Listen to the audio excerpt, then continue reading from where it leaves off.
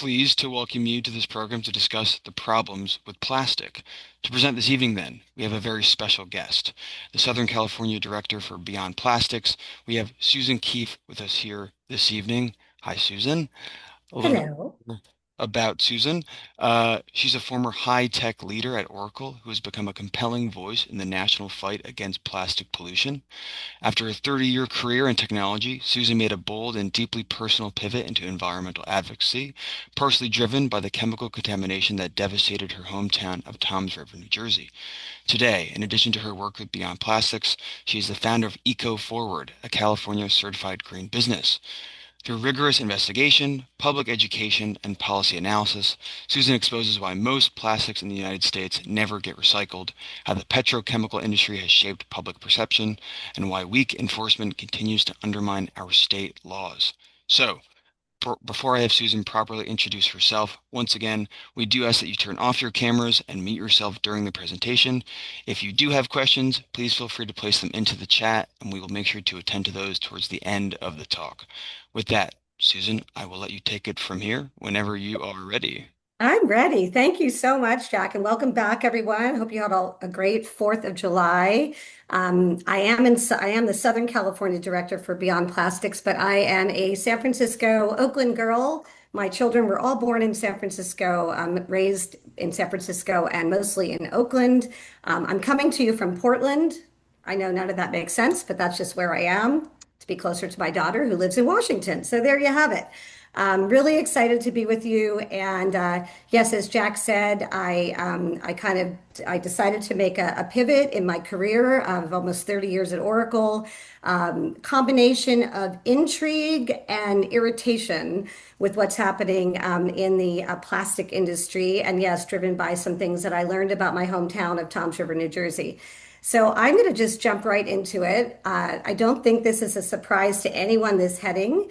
There are a lot of P's here, so don't try to say that 3 times fast. But it is really a persistent problem. And this is actually a picture from, I volunteer with Surfrider. Many of you have probably heard of Surfrider. This is from Southern California. And the typical beach cleanups, we find all kinds of plastic. That is, the number one thing we find at beach cleanups.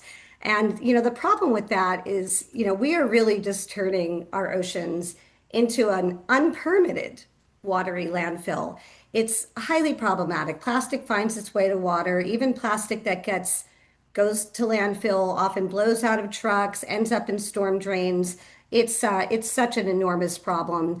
I think the numbers I've seen, again, I don't want to depress everybody too much on this presentation. There will be a solutions part, but I do want to educate and make sure everybody is aware that there are about 33, I think it's million or billion, let me check because I sometimes confuse those.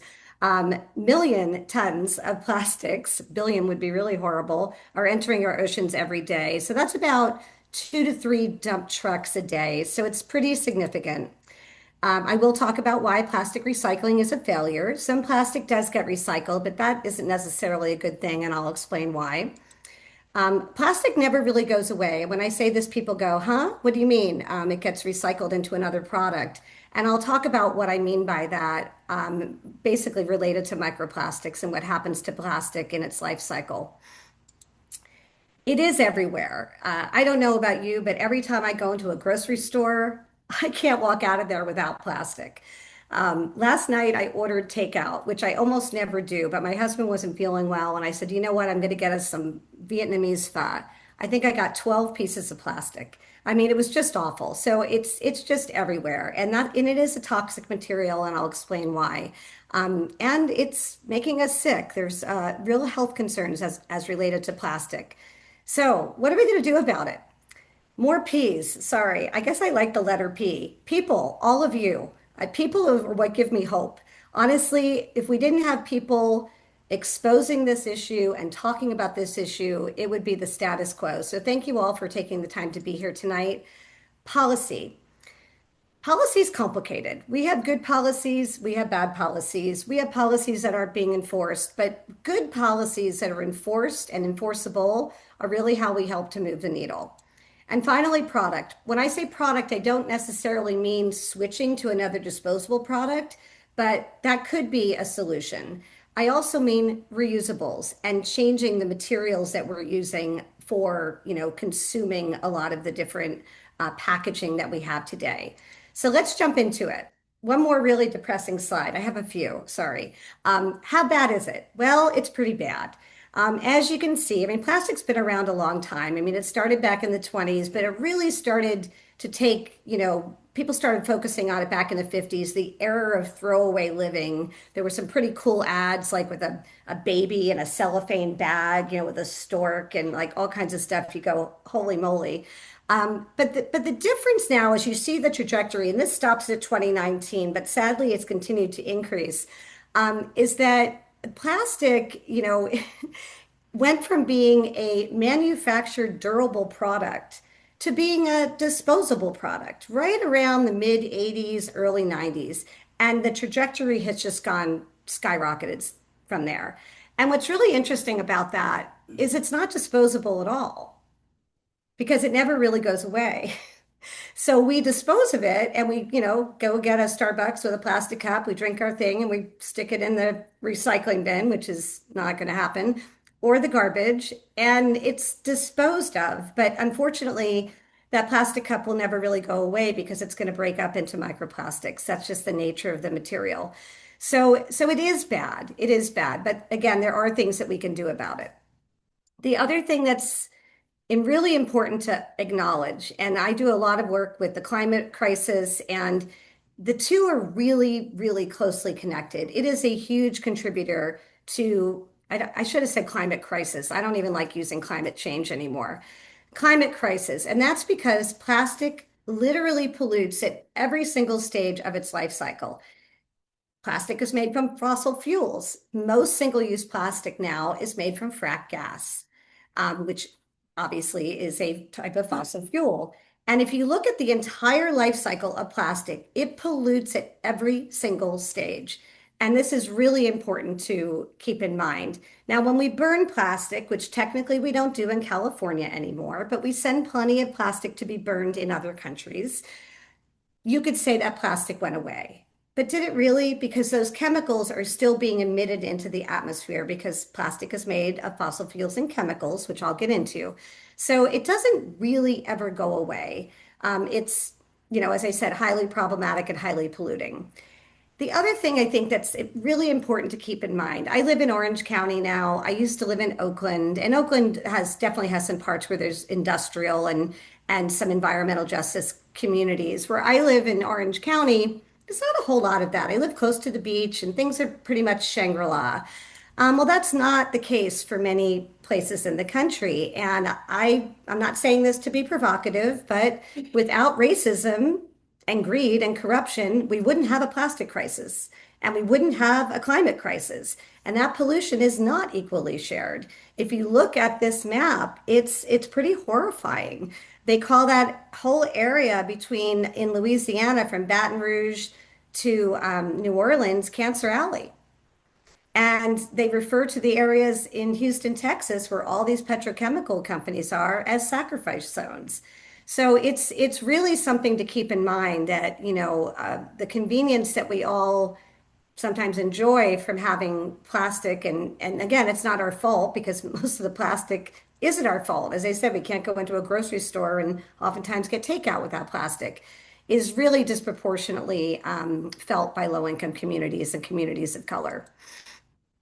So let's talk about how we got here. So we talked about how I mentioned how it went from being a manufactured durable product, like, I don't know, those plates we used to use back in well, I wasn't alive in the 50s, but the 50s and 60s, you had a lot of things that were made of plastic, but they were not meant to be thrown away.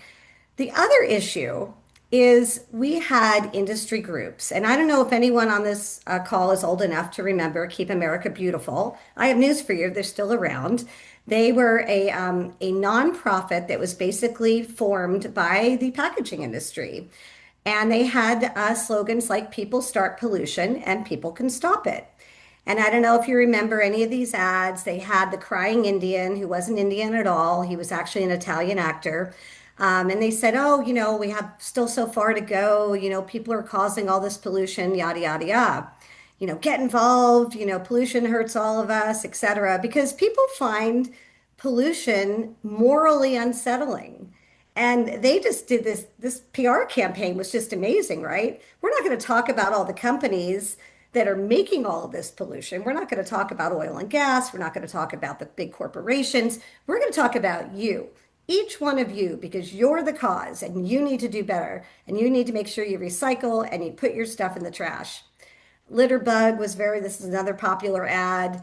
And then, of course, who were they joined by? The tobacco industry, because it's all the same playbook.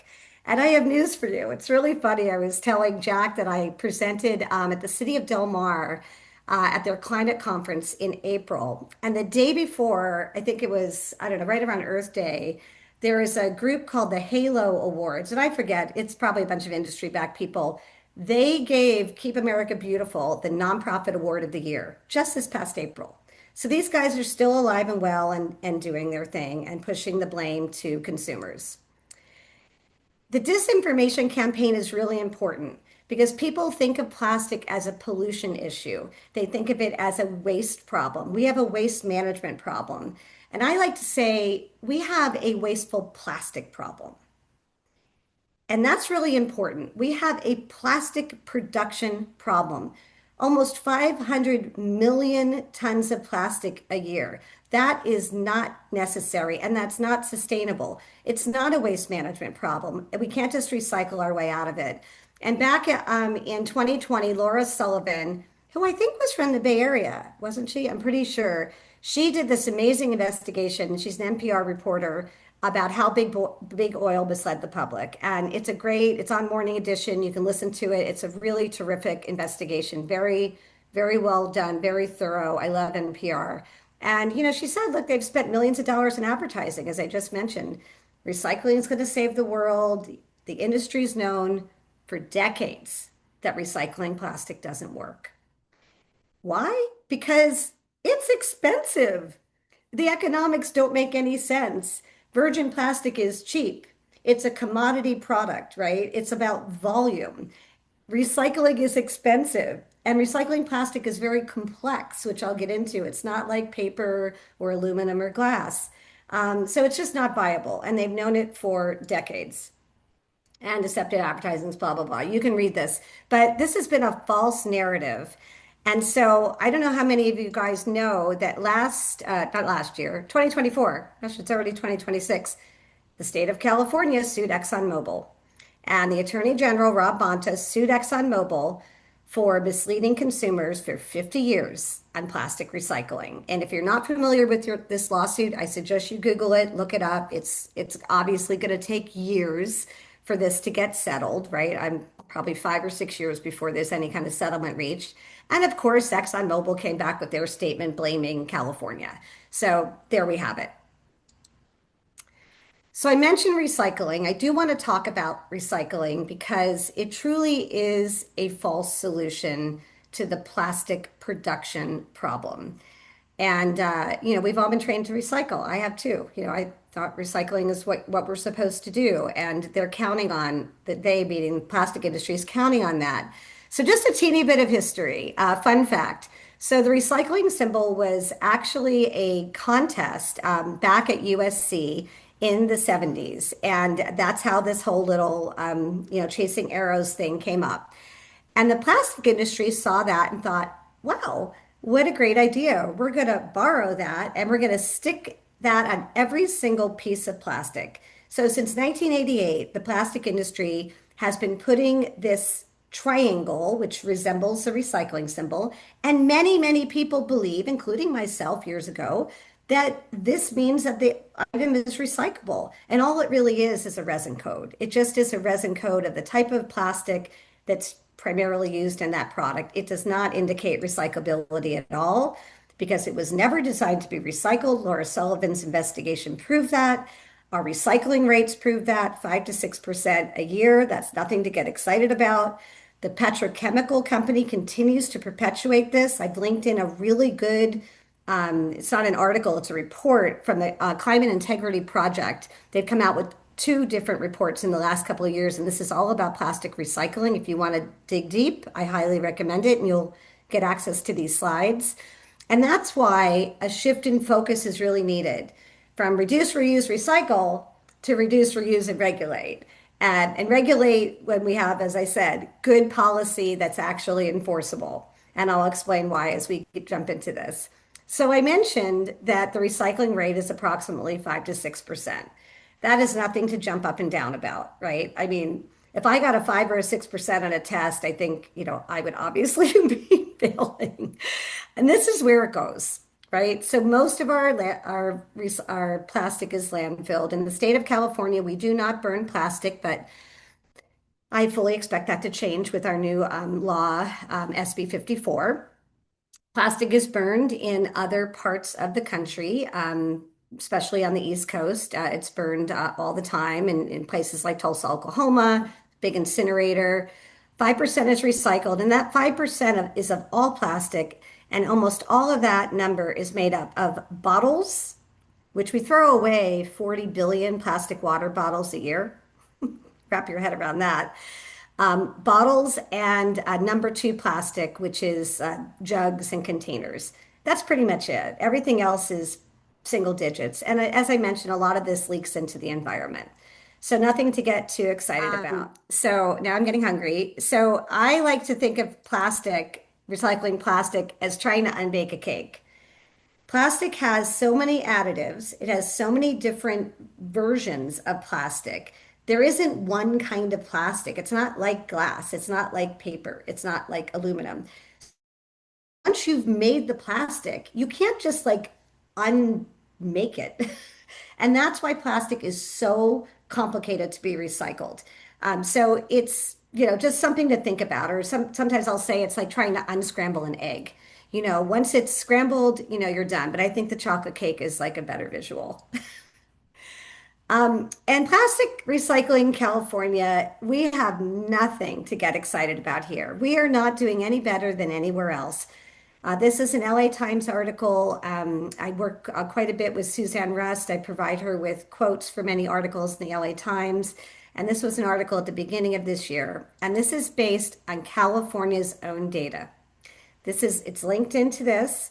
California's data from 2024, which was released last year in December 2025. And this is the reality in California, guys. We do not have factories. We just don't. We are offshoring most of our plastic. We're sending it to Indonesia. We're sending some of it to Malaysia. I'll get into where all that goes in a minute. But this is the reality of what we're recycling in California. We have 5 PET number one plastic bottle factories. And those are the numbers: 16% clear bottles and 5% colored.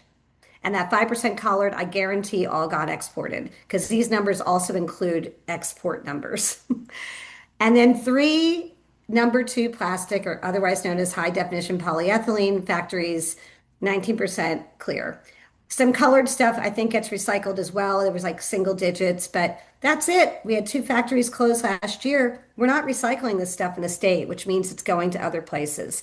And I don't know if that matters to you, but it matters to me because I think about what's happening in those other countries where this is going.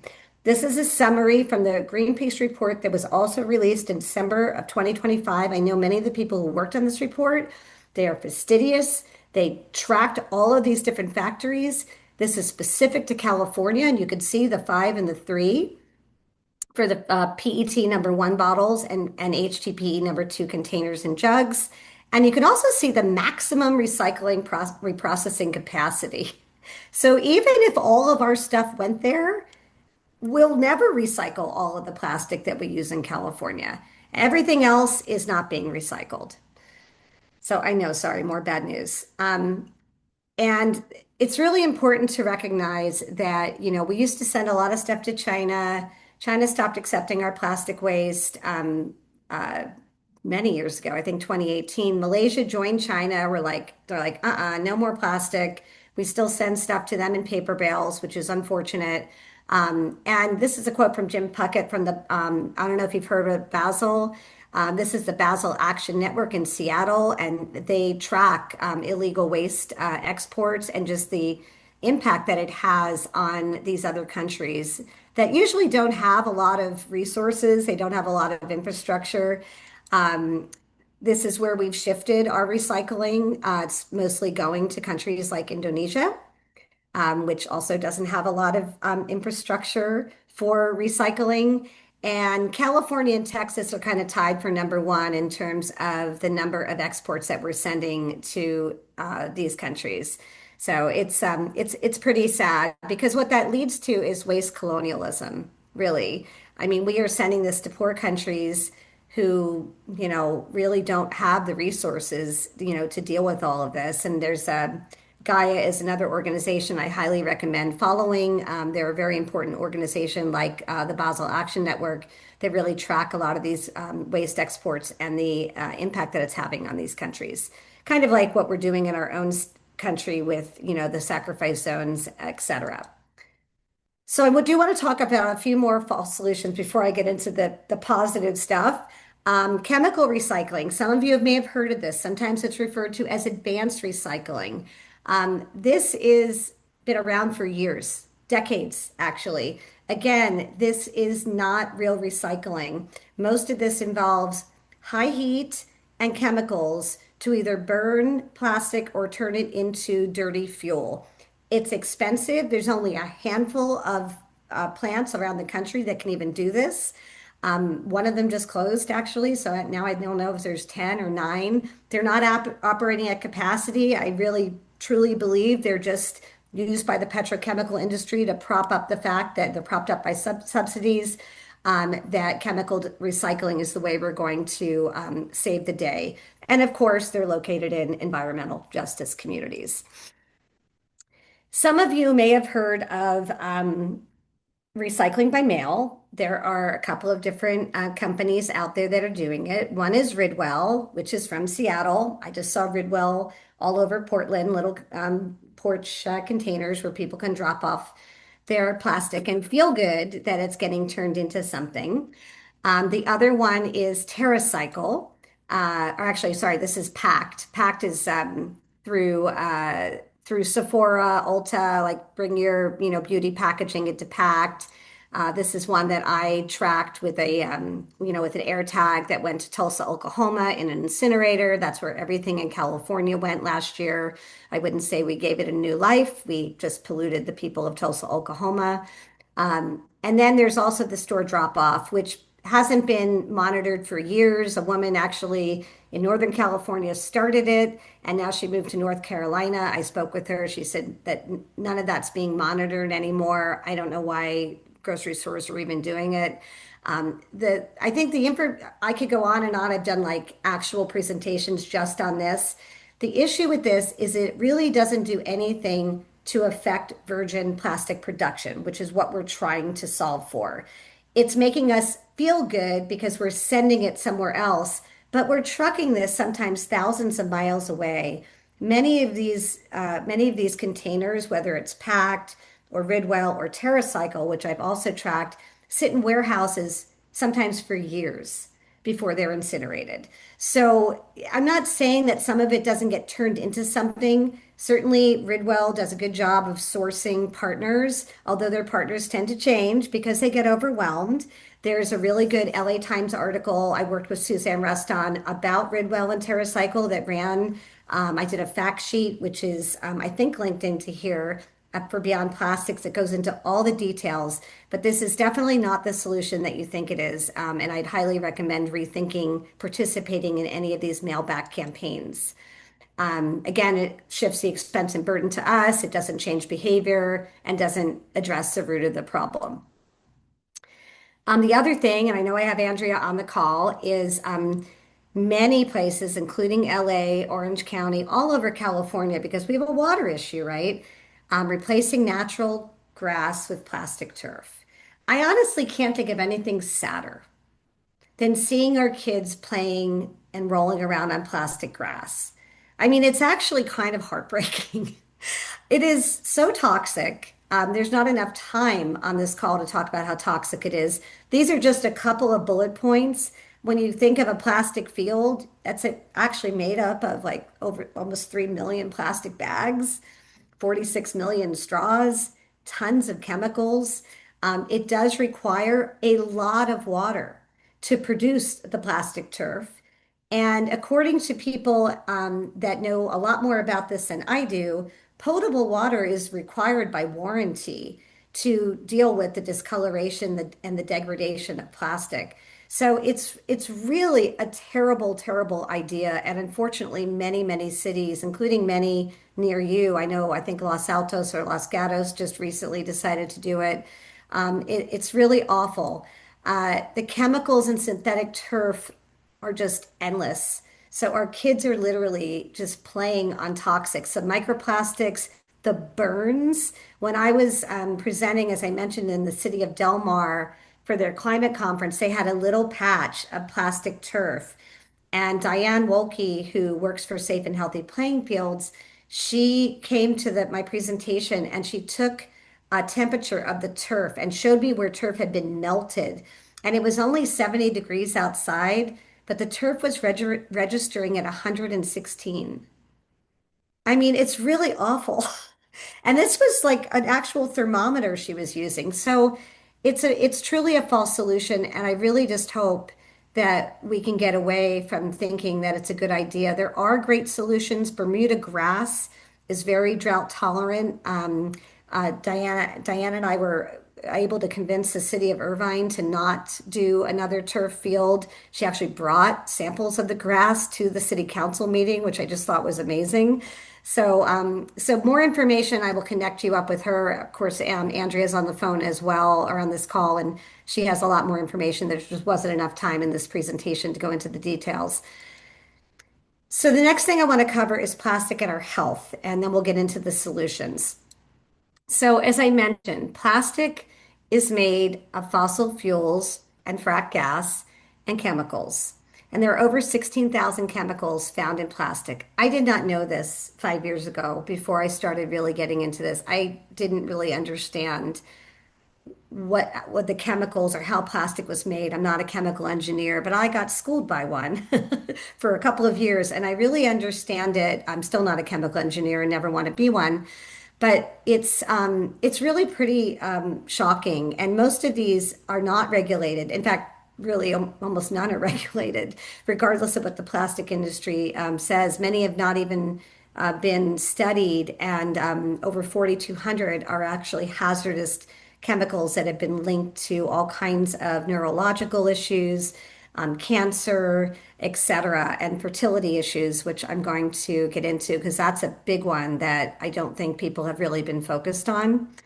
And the problem, again, with plastics are the microplastics, right? The plastic themselves are problematic because we're eating and drinking and never microwave in a plastic container. I don't care if it says it's microwave safe. Most of us know that, but many of our kids don't. They say, oh, it's fine. And all it means is it's not going to melt. It doesn't mean it's fine for you because when you add high heat, those microplastics actually tend to leach much more than if it's just at room temperature. But that's why drinking out of plastic water bottles is a really bad idea, right? Because many of those are being trucked in across the country, they're being stored in hot warehouses. All those microplastics are just leaching into that plastic bottle because plastics never actually break down, they just break up. They break up into smaller and smaller pieces. And they break up in the ocean as well. So people will ask me about the great, Pacific garbage patch. Like there's just all this plastic floating. Well, no, you can't really see it because the sun and the waves break that plastic up and most of the plastic sinks to the bottom. So once it's in the ocean, it is extremely hard, almost impossible to really clean it up because so much of it sinks and it's breaking up into microplastics. It's in our bodies, everybody. I mean, there's no control group anymore for plastic. It's kind of like PFAS, right? PFAS are the chemicals used in plastic too. It's really hard to get a control group because we all have plastic in us. We inhale it, it's in the air. We absorb it through our clothing when we're wearing, synthetic clothing like polyester, nylon, etc. And we ingest it, in our food and in the containers that our food is wrapped in and served in. And it's been found in every part of the body. It's even crossed the blood-brain barrier. It's been found in newborn babies. I don't, maybe that's the saddest thing. That's even sadder than our kids playing on on plastic grass, right? I mean, to have a vulnerable newborn baby born with plastic is really heartbreaking. It's been found in breast milk, it's been found in testes. So it's becoming a really personal issue.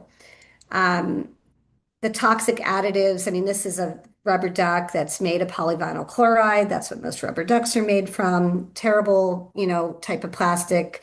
The chemicals that are really concerning are the phthalates, the bisphenols, the PFAS, the flame retardants, and the heavy metals. And these are classes, groups of chemicals, because they're endocrine disrupting. These are major endocrine disrupting chemicals that basically disrupt our entire, system. And again, many children's toys are made of plastic. I mentioned infertility. So I don't know if anyone has heard of the film The Plastic Detox. I was fortunate enough to screen the film in Laguna Beach with the film's executive producer, Josh Murphy.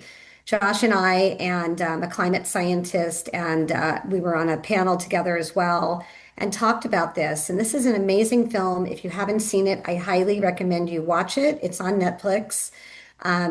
It's the film, the brainchild of Josh Murphy and others who are really good at telling stories. Storytelling is really where it's at, right? I mean, me throwing a bunch of facts and figures is kind of like, oh, this is terrible, right? But when we tell stories and we connect the reality and the personal aspect of something like global fertility and unexplained infertility, it's a really big deal. And so there was this whole thing about spermageddon back in like 2012, 13, when Shauna Swan, Dr. Shauna Swan, who's a reproductive epidemiologist from San Francisco, did this study, and she showed that sperm counts had dropped by 59% from 73 to 2011. And since then, that trajectory is increasing. And that is because of many of these endocrine disrupting chemicals that are added to plastic, which affect all these different areas that I mentioned. And the unexplained infertility is really quite shocking. And so this film is about an intervention that Dr. Swan does with six couples that have unexplained infertility. And she does a 90-day intervention where she helps them detox from plastic. And the results are amazing. And this is where we get into the positive side of things. What can we do to reduce our own exposure to plastic and chemicals? So this is from the film. There is a toolkit linked in here. I highly recommend you watch the film. When I screened it, I don't know, we sold out the venue. My husband came, he was like, I'm not going to watch it. I don't want another depressing plastic movie. Well, he not only watched it, he cried because it's so emotional. And it's emotional not just because it's irritating and frustrating and sad, but also because it's motivating, because there are things that we can do. We do have alternatives. We are not trapped. We don't have to be enveloped, in plastic synthetic embrace. We can make changes, and even minor changes can really reduce our exposure. And I highly recommend that you look into this and you see some of the things that are in this toolkit. And we have it on the Beyond Plastics website as well. And some of the things that the couples did were really pretty basic. Everybody wants to have their their Keurig and this is plastic. And you're serving it in a plastic coffee, black plastic. You're heating water in plastic. You're drinking out of a plastic cup or a plastic lined cup when you go to out for coffee. Making switches like you see below to stainless steel, glass, taking a few minutes to grind your own. You don't even have to grind your own beans. You could buy ground beans, but you don't need to have a coffee machine where you are using plastic and you're drinking out of plastic every single day. Replacing things like vinyl shower curtains. I mean, that's kind of a no-brainer, right? That's easy to do. Stop using all these fragrances in your home. When you see fragrance equals phthalates. They're synonymous. We don't know what that fragrance really is, and it's usually a chemical that is used to keep that fragrance stable, right? So it's made up of chemicals. So every time you're using like an ingredient or a candle that's fragrant, now some of them are made with essential oils and you have to do your homework, right? But you have to be really careful. And so she worked with these couples to really deplastify their home, simplifying their cleaning routines. I recommend Blue Land. Melioria is another one. All these swaps are on there. There's so many non-toxic options. I mean, something like what is it? I'm forgetting the name of it. It's one that a lot of people use. I still have the plastic bottle. Why can't I think of the name of it? Anyway, it's highly fragranced and it's supposedly like clean, but it uses tons of synthetic fragrances. So swapping that out for something that's non-fragrant or maybe just uses lemon juice or things like that is just, it will clean just as well. So these are the things that Dr. Swan did with these couples, and the results were pretty amazing. I won't spoil it for you. I will say, though, that some miracles occurred in those 90 days from couples that have been trying for years to have a baby. And also using fewer personal items every day. That's another big one. And women, I'm one of them, it's like, my God, you just have to go to Instagram. You're being sold something like every 5 seconds, right? Oh, you need this for your hair. You need this for that. You need this cosmetic. Using fewer personal items really helps to reduce your risk as well. And then, okay, that's my husband. He's going to be upset that I use this, but he's cute and he's drinking out of a fiber cup.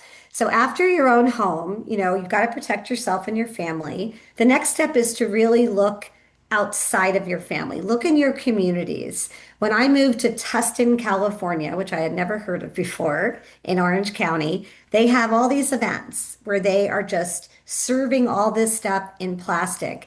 And it took me 2 years, but I convinced them to stop doing this. And this is what we accomplished just from one event. I mean, there are a lot of things that we can all do just in our own community rather than just staying silent and accepting, oh, this is just the way it is. He's using salsa in a fiber cup. And it's not like he's going to be walking around with this for, 8 hours. He used it and then he threw it away and then he put it in the compost because it's an unlined fiber or paper cup. The other thing that we can do is really work together for that systemic change that we really need to see. And this is again where I talk about people. This is all about each one of you.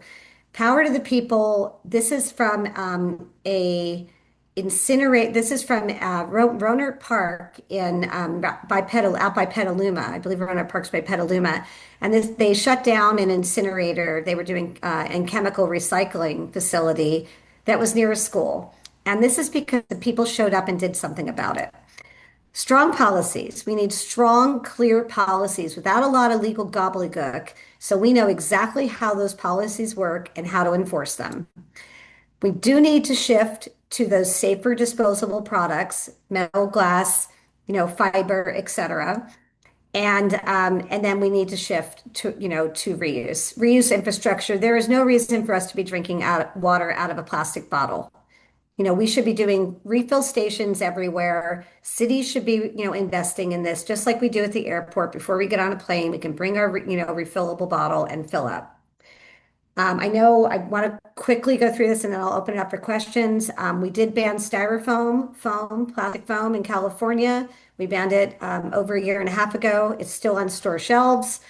There's a lot of reasons for that. I'll be happy to answer questions. It irritates me to no end. Smart and Final is the worst violator, as well as Amazon and other places that are continuing to ship it. We have another law called Skip the Stuff, AB 1276. This has been in place for 4 years. Many cities have never heard of it. Just says don't put stuff in the bag. Ask people if they want stuff. It doesn't ban plastic, but it's a waste reduction law that many cities aren't following unless they have a local law that's being enforced. Check out our new book, The Problem with Plastic. It's a great handbook. It includes a lot more information than what I've shared. Highly recommend you buy it from an independent bookstore if you can and not support Amazon. Join our movement. We have grassroots advocacy training. We have one coming up at the end of July. Just go to beyondplastics.org trainings and you can sign up to take the training. I believe it's a 2-hour class and there's multiple sessions that are offered. Follow us on social media. We're also on LinkedIn. You can see all of our latest posts, and there are our handles. And again, to stop plastic pollution, we really have to stop making so much plastic. So I hope that was useful. And I'm happy to answer questions. I was not able to see the chat because I only have one screen and I can't walk and chew gum at the same time.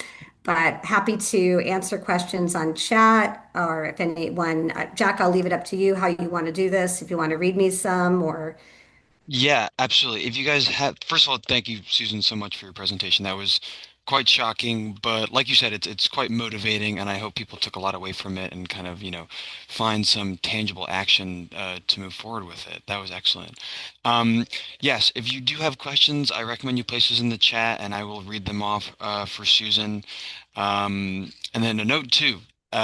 We are screening, I put this in the chat, the plastic detox at the library on Saturday afternoon. So if you didn't see the link I put in the chat, visit that. Registration is not required, but we just do that so you get an email reminder. So that's for your benefit. Um, oh, that's fantastic. Do you have a panel?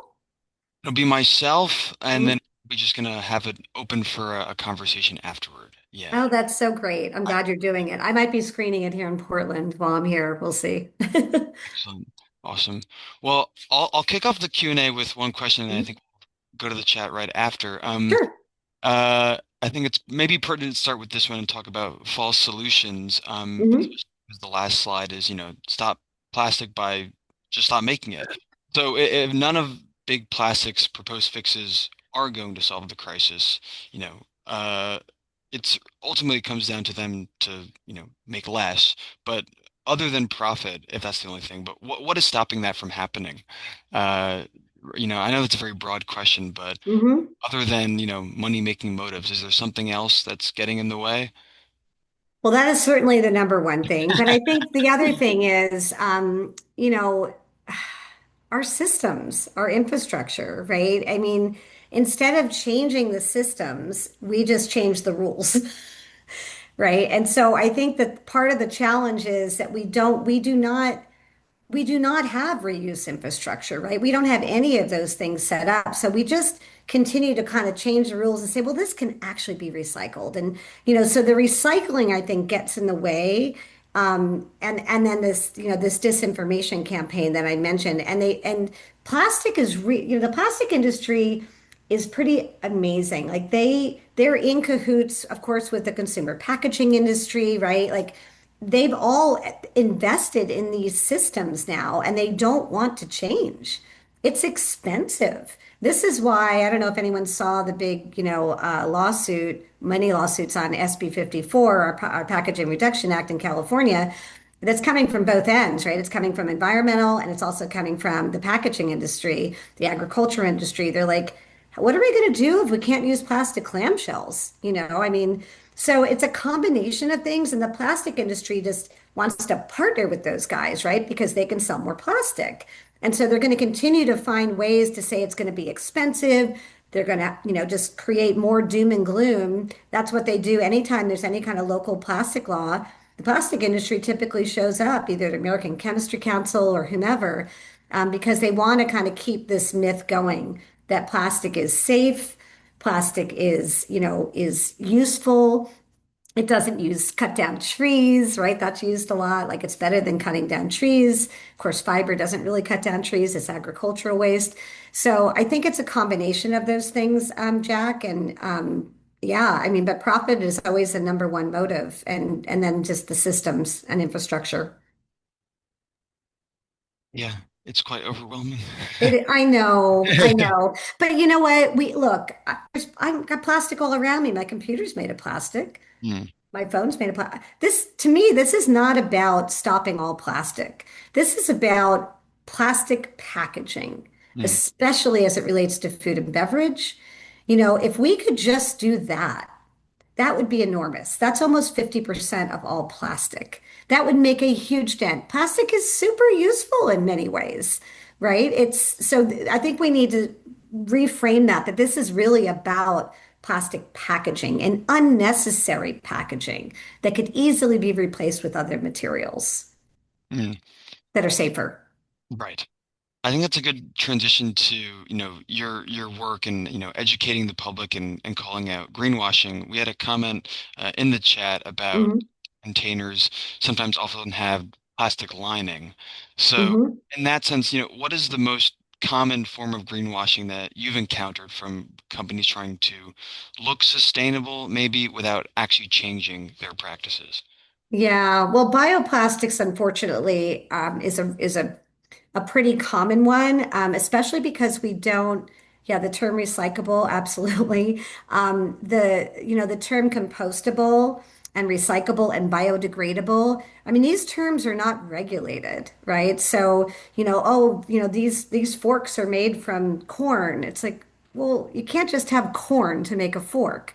What are the other ingredients in that fork? It's typically many of the same additives that are in plastic. And sometimes there's even polymers, plastic polymers that are added to that, which is why, none of the waste haulers want any of those bioplastics in the compost stream. So I think that that's a good example. And then, of course, the word recyclable is another one. I mean, again, it goes back to what I shared. Plastic is not being recycled at any scale. And offshoring our plastic to places like Indonesia or trucking it to Mexico, in my mind, is not a solution. That is not recycling. We are just shifting our waste burden, our toxic waste burden, to poorer communities. So I think that recycling, composting, compostable, biodegradable, all of those labels, and we do have a law that's coming up. In October 4th, it'll be implemented SB 343, Truth in Labeling. But unfortunately, that's getting all messed up too by the plastic industry and the packaging industry wanting to have labels on things that are, absolutely not recyclable. And it'll just be interesting to see what the governor does in terms of making changes to the law that many people have worked so hard to bring to fruition. Yeah, and you just mentioned, and you mentioned throughout the presentation too, this idea of environmental justice and essentially, people living in the shadows of plastic facilities. Mm-hmm. You mentioned in Louisiana, there's some in Texas I know in the book. Yeah. Another from, Ohio. yeah. Can you talk about maybe one of those communities and what kind of daily life looks like in that area and how they're being actively affected by those facilities? Yeah, I'm actually going to visit some in October. There was this St. James Parish. It's in the book too, where it describes kind of all the work that this incredible woman named Sharon Levine did to stop the Hermosa plant from being built there. And the reason she was able, not Hermosa, Formosa, sorry, it's late, Formosa plant.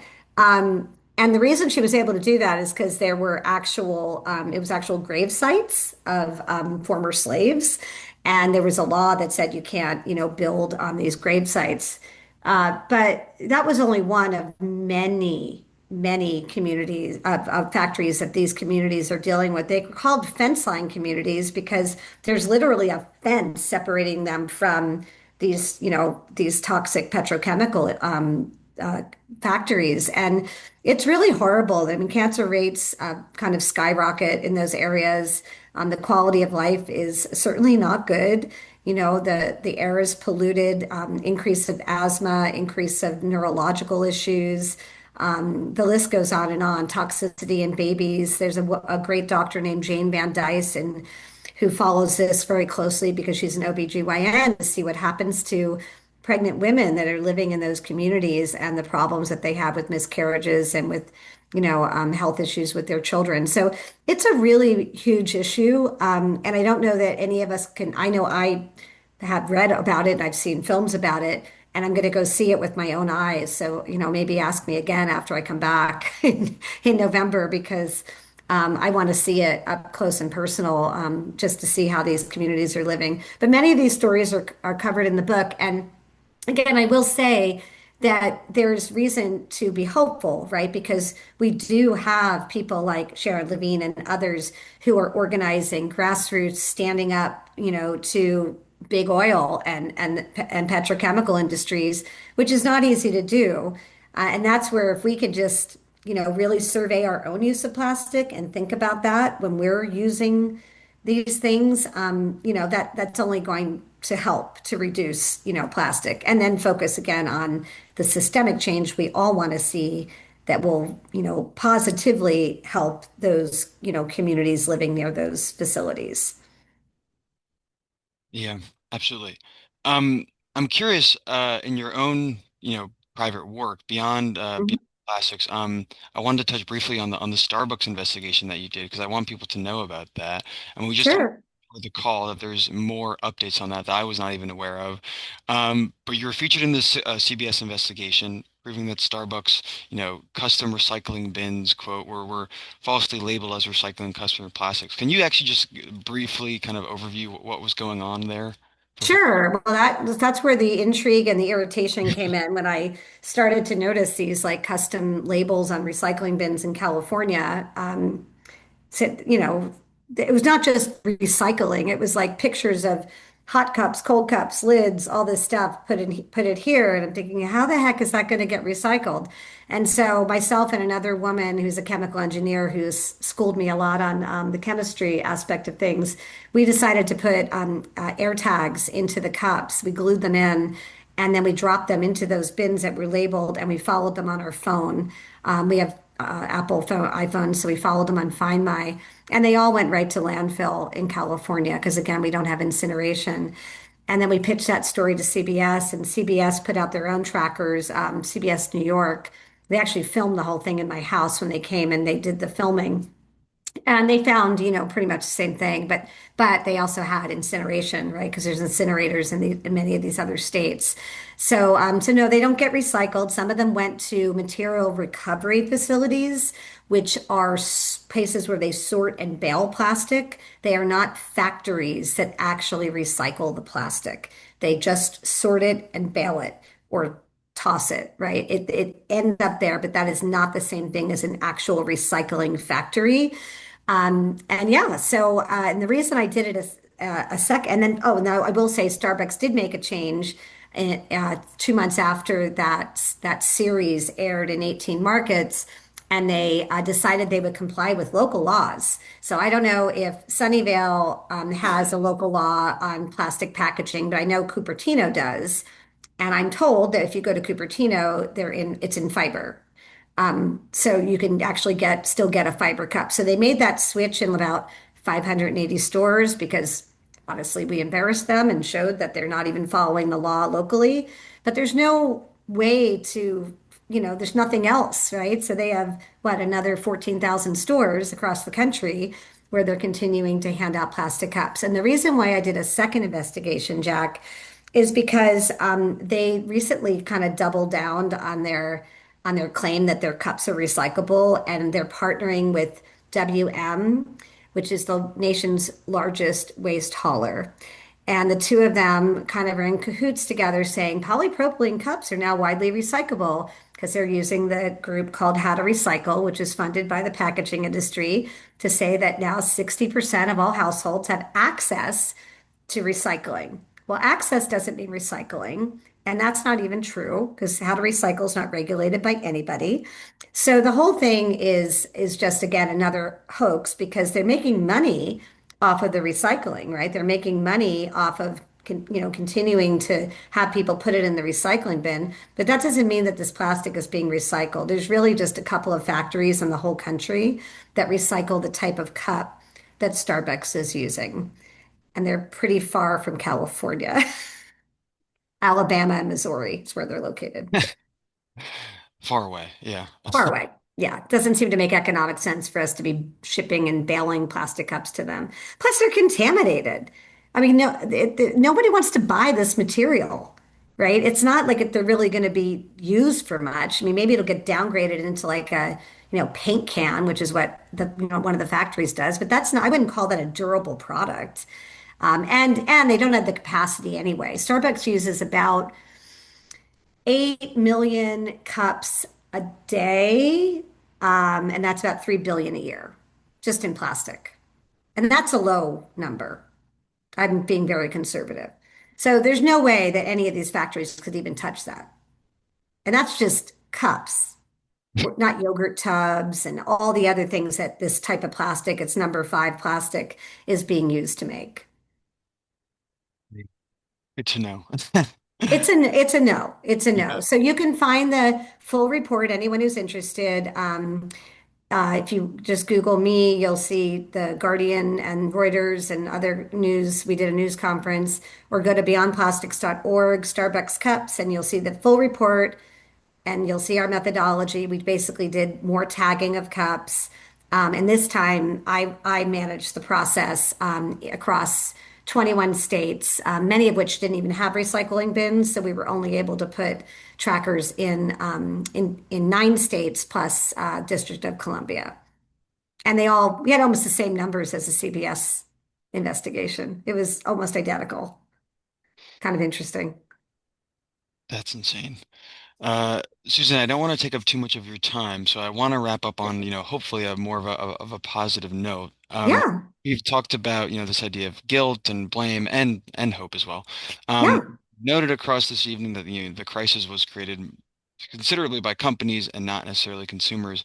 So how should someone in the audience, who's felt maybe guilty about their own plastic use, reframe that into Mhm. something maybe a bit more positive and a bit more motivating, if you will? That's a great question. I think, while on one hand I say it's not our fault, we still are making choices, right? We make a choice to go into a Starbucks or go somewhere and buy plastic, have a party and say, I don't want to do dishes. I'm just going to use solo cups. I don't know if anyone, but I know a lot of my friends do it. They kind of get embarrassed. They're like, I'm sorry. And I'm like, I bring my own cup. But there are choices we can make in our own individual homes, as I mentioned, and in our communities where we could say, no, we don't want all this plastic. Not only is it incredibly polluting, it's not good for us. It's not good for us. Those microplastics are never going away. So I say survey your own use of plastic. See where you can cut back. As I mentioned, start in your own home. Start with some of the habits. It's a pain in the neck to bring your own cup everywhere. So when you go into Starbucks, say, you know what? I want to be served in a glass. I want to be served in a mug. That's their corporate policy. They just don't offer it to people. It's just sitting on a shelf collecting dust. So you can do those things or choose where you shop. As somebody I saw, I didn't couldn't read all the chat. It asked, what do you recommend when you go to a grocery store? Well, I don't buy baby carrots in a bag. I buy carrots. I don't buy lettuce in a bag. I buy a head of lettuce. There's certain things that you can do that maybe isn't quite as convenient, but is healthier for you and healthier, for the planet. And it's that, there are small shifts that you can make just when you go to the grocery store. But I don't think I've ever walked out of the grocery store without a piece of plastic. It's almost impossible. And, that's not a problem that we can solve. But it is something, you could write to the berry company like I've done and said, you could use a paper fiber clamshell. I see them. They're all over here in Oregon. Why are we using plastic? So you could take that a step further and actually do some advocacy by writing to the company or posting something on social media and saying, stop polluting. And as I said, working in your own communities, events are a great way. I just got the city of Tustin, where I live, the entire city, to not put out 1 million pieces of plastic at the chili cook-off that they do every year, which attracts, like, I guess the largest in the country. I don't know, 35,000 people, 1 million pieces of plastic. They switched to fiber this year. I mean, again, it took years showing up at city council meetings, but these are real things that we can do that make a difference that anyone on this call can do, especially starting with your own home.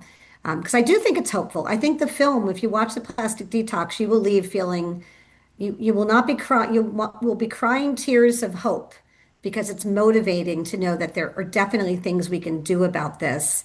We can't solve it all, but there's trade-offs and we can do what we can. Susan, thank you so much for your presentation this evening. I really appreciate you taking the time to chat with us, to chat with the Sunnyvale community. It was quite inspiring, and I hope you had a positive experience, and I hope all of you listening will take away something from this talk. Um, Thank you for having me. And I know there's a lot. If you want to send me the chat, if there's things that I can answer, just send it to me and I'll just answer them. sure, that sounds great. Oh, that was a big clap. Excellent. Um, So I hope I didn't depress you all too much. didn't depress me. I'm jittery and ready to go. All right. Yeah, absolutely. For those of you who visit the library often, you may know that the currently it is Plastic Free July. So we have many book displays here in the library promoting how to, how to live plastic free, what plastic is doing, its environmental effects, its public health effects. So check out any of those displays that we have in the library. You can participate in the challenge itself on Beanstack, which is where you also conduct your summer reading program. So it should be familiar to most of you. You could log plastic-free badges, and then we have some plastic-free prizes for you at the end of the summer as well. Ooh. So try that. We do have the plastic detox screening on Saturday, so please come out to that. I will be there present. We'll have a nice, long, hopefully long conversation about everything about the film, and then with many other sustainability-focused programming across July and the rest of the summer. Susan, thank you so much again for being with us tonight. Do you have any parting thoughts for us before we head out?